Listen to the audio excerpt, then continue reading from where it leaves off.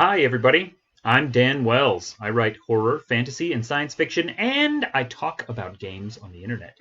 And today we are talking about Scum and Villainy. And despite what the title might suggest, this is not a Star Wars game, though it would be right at home in Mos Eisley. So this is a game that is using the same engine as Blades in the Dark, which we've reviewed before, and I'll link to it after. They have a whole kind of licensing system called Forged in the Dark, where people can use the Blades in the Dark core system, but then lay their own setting on top of it. And so there's a lot of really fascinating, really cool, innovative ideas that people have done with that system. This one takes what, in the core game was a kind of fantasy thieves guild, bunch of crooks trying to gain turf in a nasty little semi-industrial magic city, and it takes it into outer space.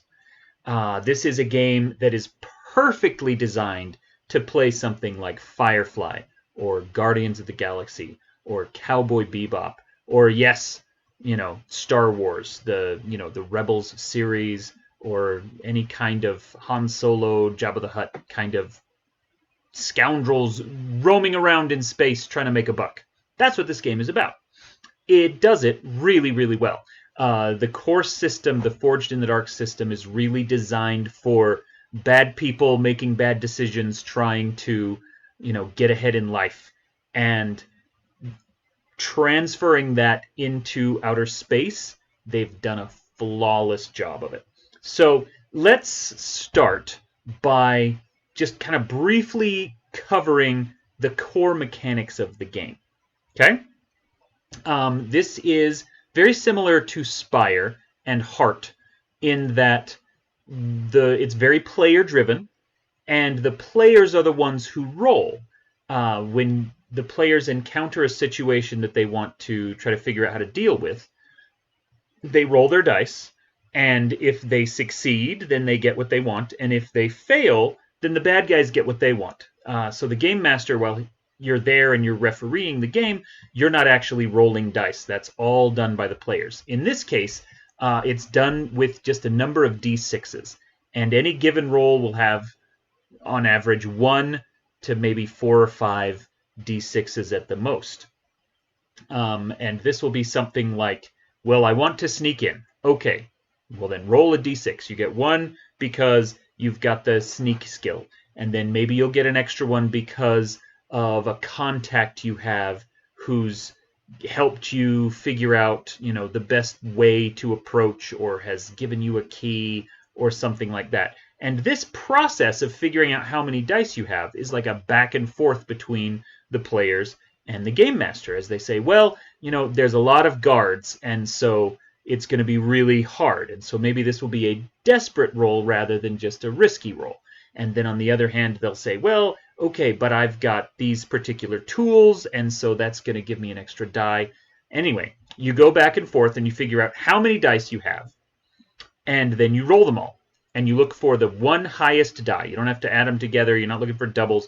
Just your one highest die. If it's a 6, then congratulations, you succeeded, and there's no downside. A 4 or a 5, you succeeded with a downside. Partial success. You got what you wanted, but maybe you took some damage, or maybe you lost a tool, or maybe you set off an alarm, whatever. 1 through 3, you've straight up failed.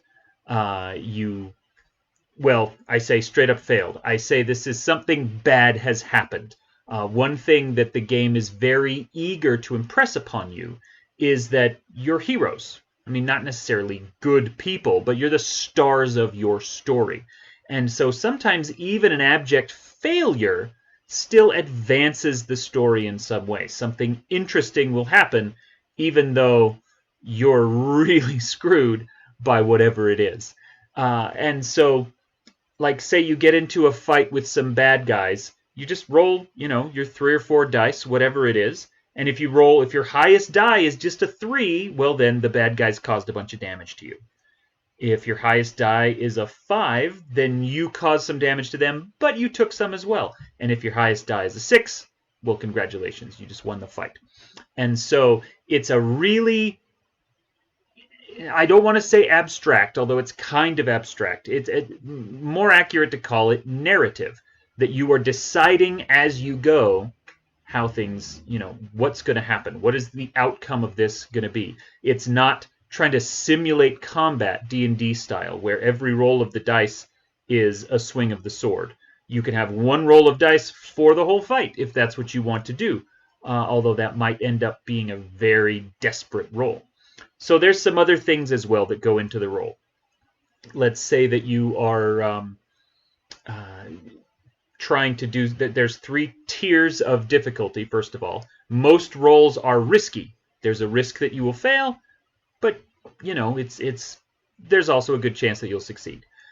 Some rolls are considered desperate, meaning that you have to. It's going to be a lot harder.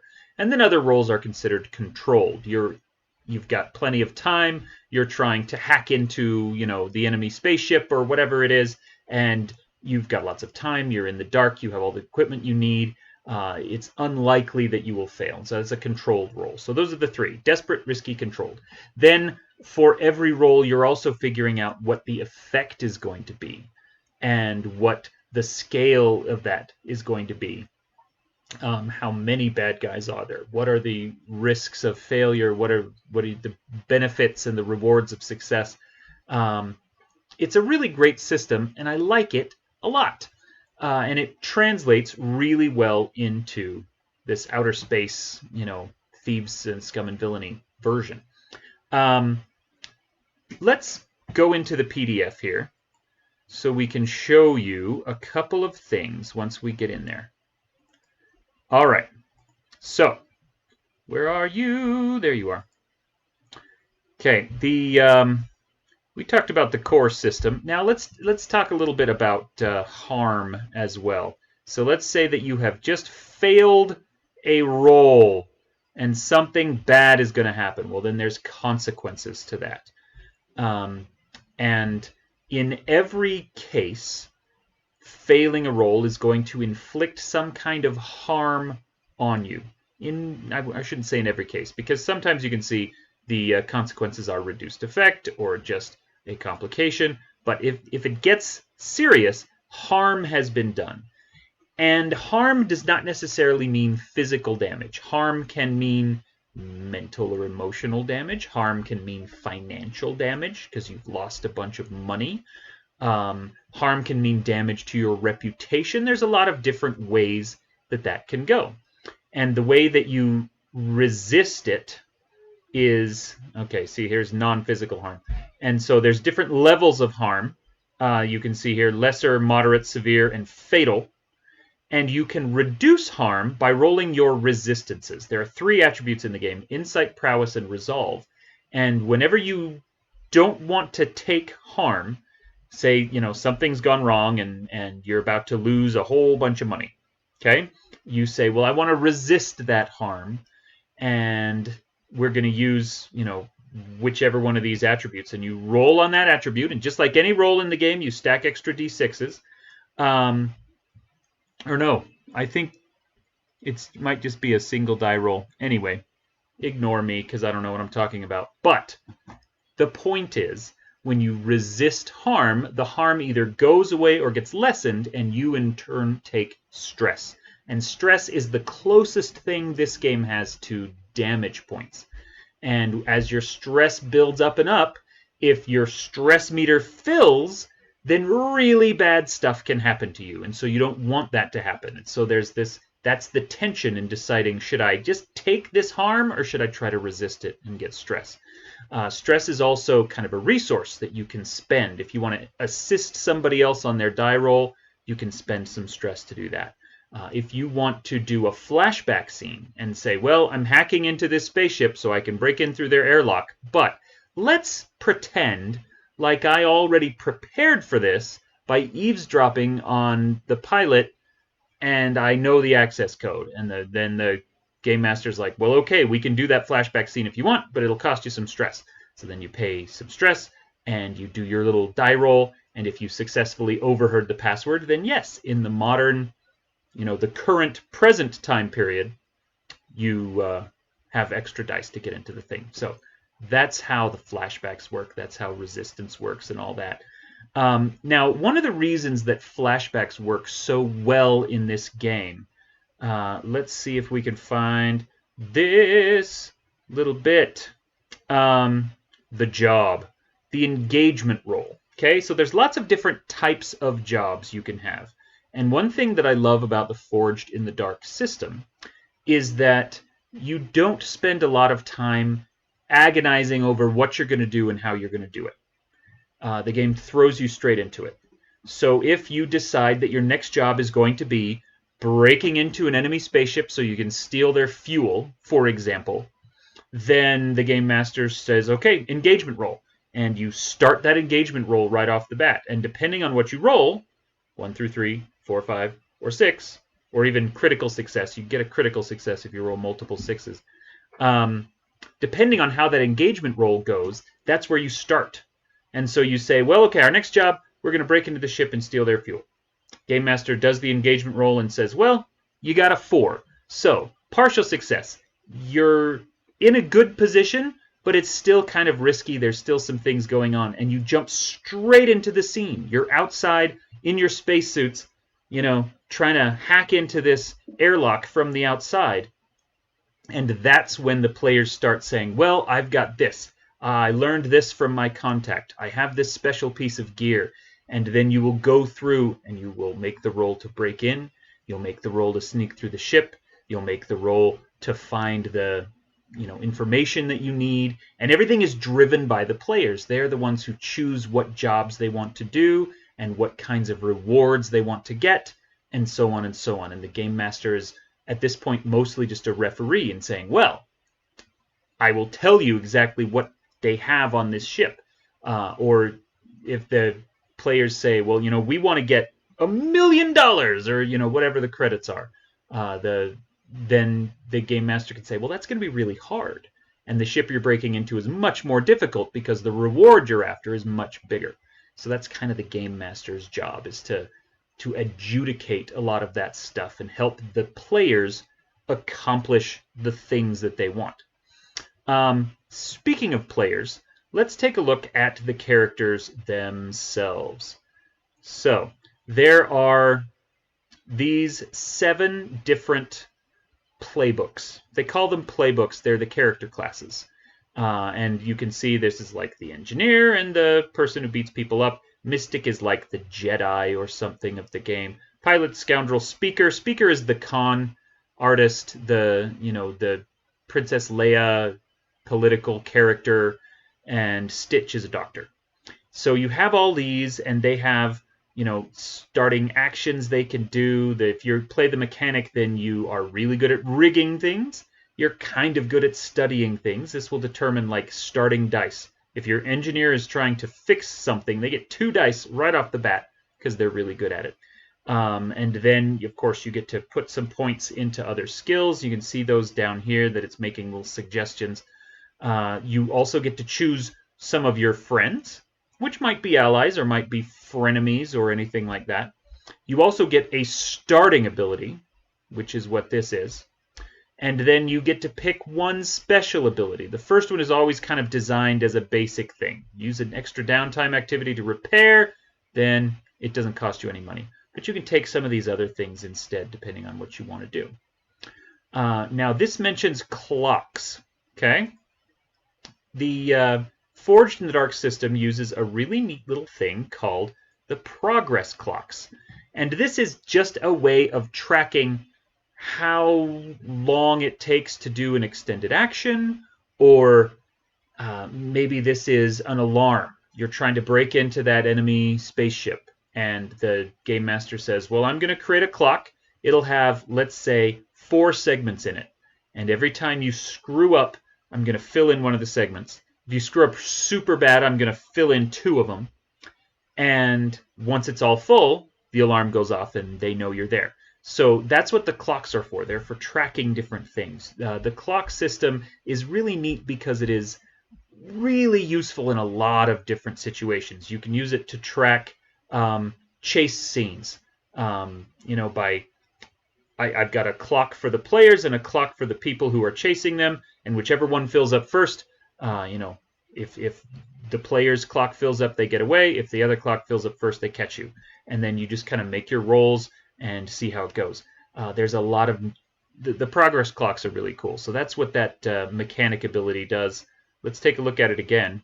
Now that you understand what a clock is, it says when you work on a clock with rig or hack, or when you study a schematic, fill one extra segment. So if the engineer is trying to repair something, or fix something, or hack into something, they can fill an extra segment on that clock every time they get a successful roll. So they can fill those things and accomplish those extended tasks a lot more quickly, which is awesome.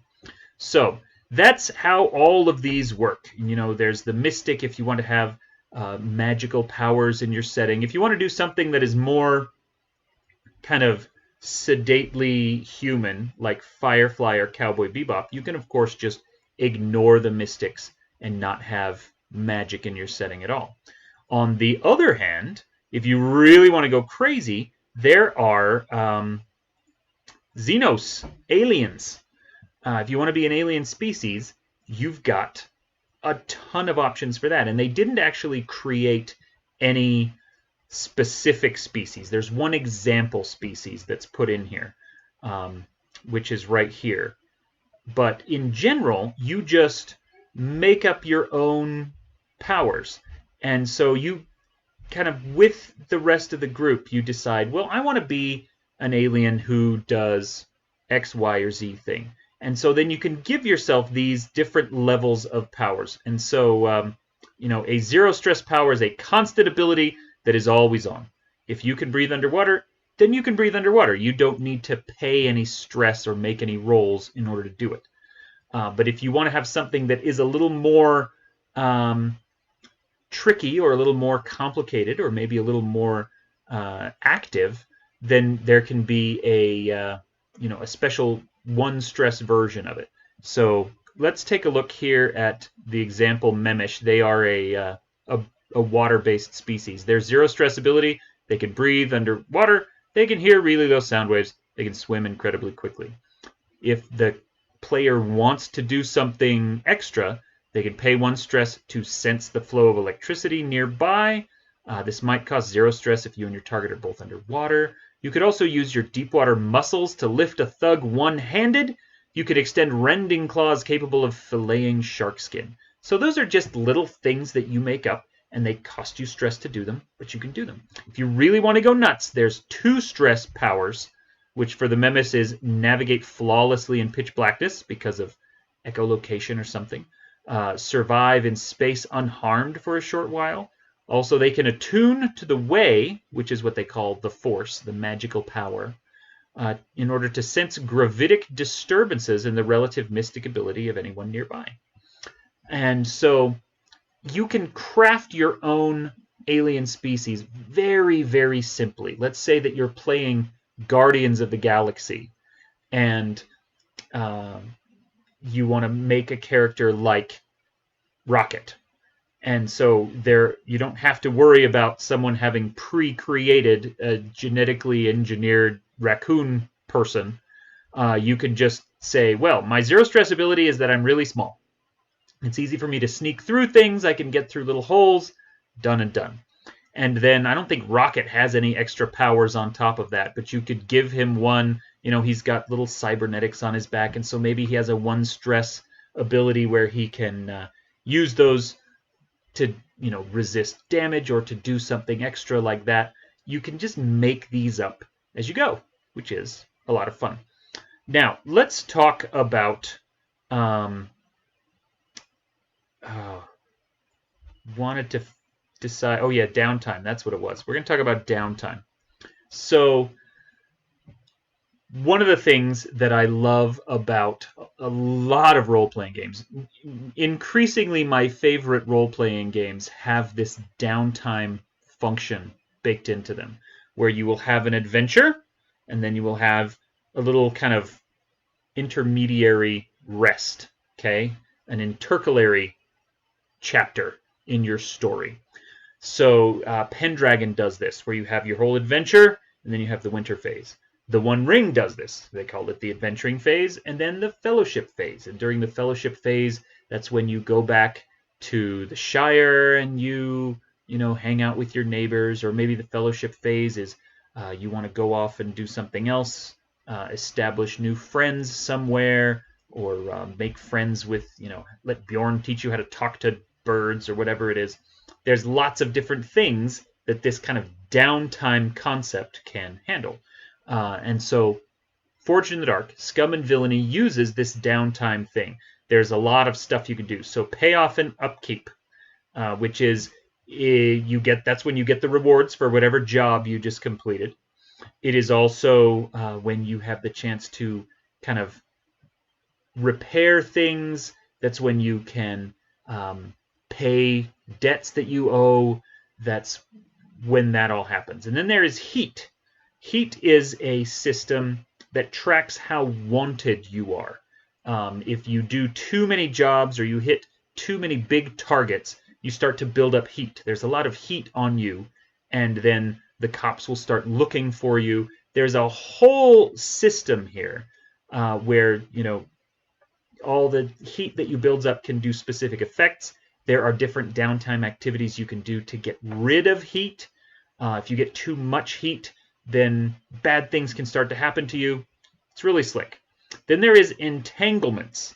Entanglements are anything like, let's say that you have just, our example we've been using the whole time is that you're breaking into that enemy ship. Well, then you're entangled with that enemy ship. And so maybe they find out that it was you and they come after you. Or maybe you have angered one of the various factions in the game.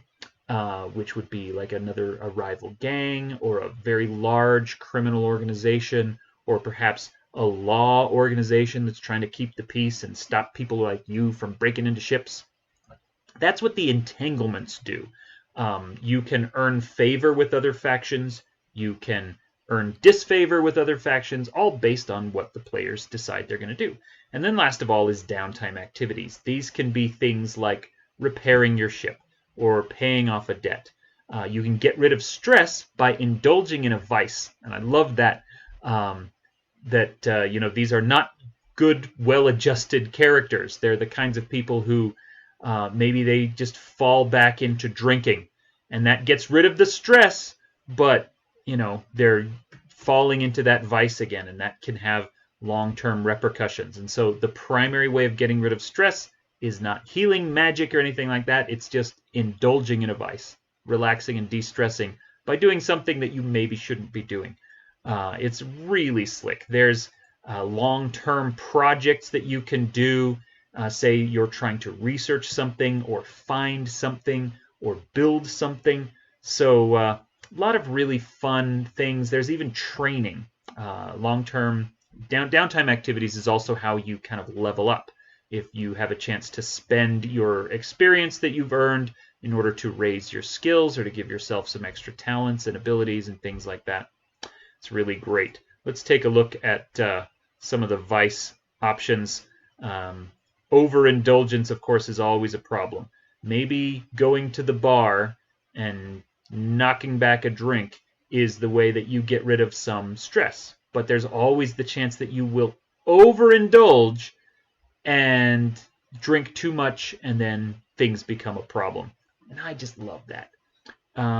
Now, these are all the rules of the game, and for the most part, most of these are very similar or exactly the same as what we saw in Blades in the Dark. Obviously, the character classes are different, the skills are different. There's no hacking skill in the fantasy version. But what really sets the two games apart is the setting itself. And so this is where we get into the setting. It describes the whole Procyon sector, which is basically, the line at the beginning of A New Hope, where they ask Luke where they are, and he says, well, if there's a bright center of the universe, you're on the planet farthest from. And that's where this takes place, is way out in the galactic backwater, at the edge of the galaxy. It's just not a really happening place anymore. And so it's an ideal place for your thieves and cutthroats to zoom around trying to get money or trying to get rich or trying to stop the evil government or whatever it is that they're trying to do. There's descriptions of the different systems. There's descriptions of how things work. Here's a map that has the different solar systems and then these jump gates that connect them to each other. So it's all really good. Now, what more important than any of that, though, are the factions themselves. And this is where the setting really comes to life, because there are a lot of different factions, and each of them has a whole description. So here's the 51st Legion, a faction of the hegemonic military, that's like the Empire. They are preparing a coup.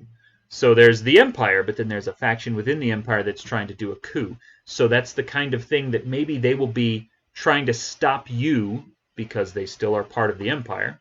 Or maybe you can ally with them because they're trying to do something bad, but they need something that doesn't have their fingerprints on it. So they hire your little band of bad guys to go and steal something or break something or whatever it is.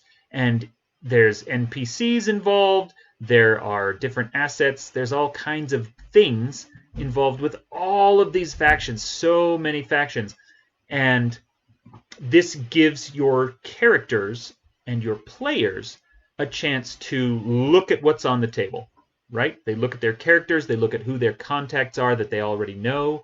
They look at their backstories and they say, well, I actually, used to belong to the Cult of the Seekers, and I know that they've got this, these assets, and we could go and steal those, and then we could, what does it say here? Extensive guild schematics of other gates.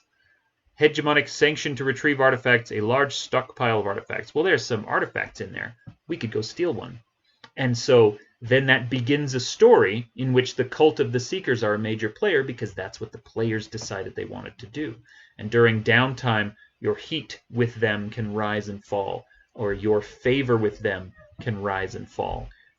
Scum and Villainy doesn't use the turf system that Blades in the Dark has, because the physical layout of the galaxy is much more fluid than that. You have your very own ship, you can fly around, and you can do whatever you want. You're not kind of stuck in one place the way someone is in a fantasy setting. Now, speaking of ships, that is a key part of character creation, is you get a ship! Where's the ships? Let's find the ships, because, boom! You get to make your very own ship, and there are 3 types of ship. If you want to be smugglers, well, there's a smuggling ship. You want to be extraction specialists for, like, bounty hunters or something like that, well, they've got a ship too.